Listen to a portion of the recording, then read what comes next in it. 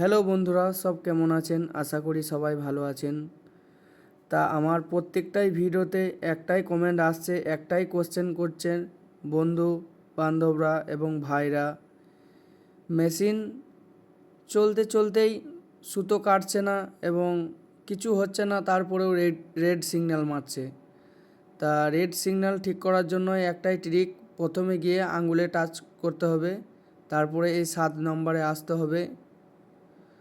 7 নম্বরে যাওয়ার পর আমি দেখিয়ে দিচ্ছি, 7 নম্বরে নিয়ে আসবো, তারপরে ইন্টার মারবো, তারপরে আবার একবার ইন্টার মারবো, তারপরে যে নিচে তো অপশান আছে সেট ফর ফিল্টার টিবি, ওটা আপনাদের মেশিনে দেখবেন 3 থাকবে, সেটা 6 করতে হবে।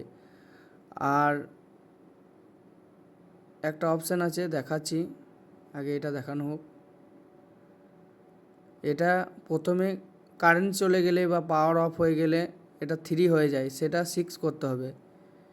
6 করলে আশা করি সিগন্যাল দেবে না।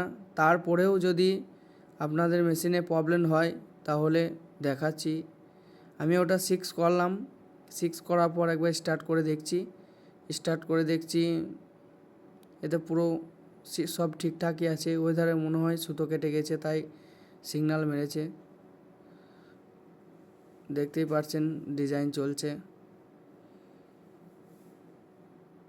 তো এর মধ্যে যে সুতোটা পাক দেওয়া থাকে সেটা খুলে গেছে, সুতো কাটেনি।